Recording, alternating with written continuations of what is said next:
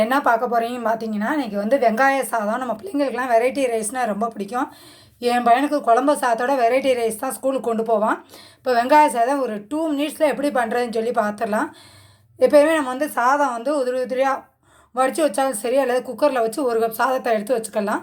மற்றதெல்லாம் இப்போ வந்து எப்படின்னு சொல்லி பார்க்கலாம். ஒரு 3 ஸ்பூன் எண்ணெய் நல்லெண்ணெய் ஊற்றி காய வச்சுருக்கேன். இப்போ இதில் 1/4 ஸ்பூன் கடுகு, ஒரு 1/4 ஸ்பூன் சோம்பு, ஒரு 1/4 ஸ்பூன் கடலைப்பருப்பு போட்டு நம்ம தாளிக்க போகிறோம். என் பையனுக்கு பச்சை மிளகா பிடிக்காது, அதனால் நான் பச்சை மிளகா போடல. ஒரு 3 வரமிளகா போட்டிருக்கேன். இது நல்லா பொரிஞ்சு வந்தோடனே நம்ம வந்து ஒரு பெரிய வெங்காயத்தை வந்து பல்லாரி வந்து வீட்டிலே பெருசு ஒரு வெங்காயத்தை நான் வெட்டி வச்சுருக்கேன். ஒரு 10 பல் பூண்டை வந்து பொடிசாக கட் பண்ணி வச்சுருக்கேன். முதல்ல வெங்காயத்தை போட போகிறோம். வெங்காயம் பூண்டும் சேர்ந்து நல்லா வதங்கி வரணும். வெங்காயம் வந்து லைட் கோல்டன் கலராக ஆகணும்.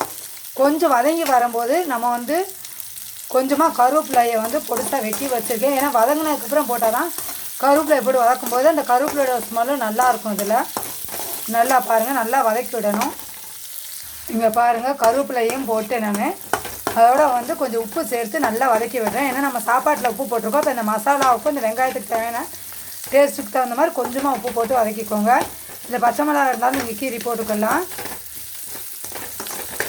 அடுத்து மசாலாஸ்லாம் சேர்ப்போம். ஒரு 1/2 ஸ்பூன் தனி மிளகாத்தூள், ஒரு 1/4 ஸ்பூன் கரம் மசாலா தூள். கரம் மசாலா ரெண்டுக்கும் டிஃப்ரென்ஸ் இருக்குது.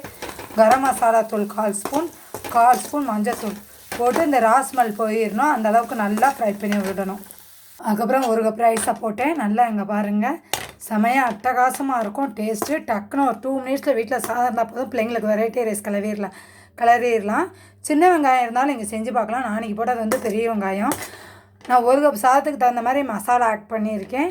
கொஞ்சம் காரம் வந்து எங்கள் தம்பிக்காக கொஞ்சம் கம்மியாக ஆட் பண்ணியிருக்கேன். நீங்கள் காரம் கூடலைன்னா உங்கள் டேஸ்ட்டுக்கு தகுந்த மாதிரி சேர்த்துட்டு செமையாக அட்டகாசமாக பண்ணலாம்.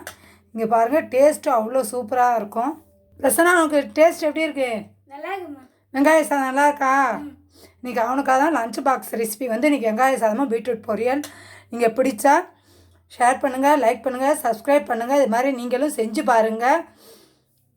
செம்மையாக இருக்கும். டேஸ்ட்டு வந்து அட்டகாசமாக இருக்கும். டக்குன்னு செஞ்சிடலாம். வீட்டில் பண்ணி பாருங்கள் ஃப்ரெண்ட்ஸ். பாய். அடுத்த ஒரு புது வீடியோட உங்களை சந்திப்போம்.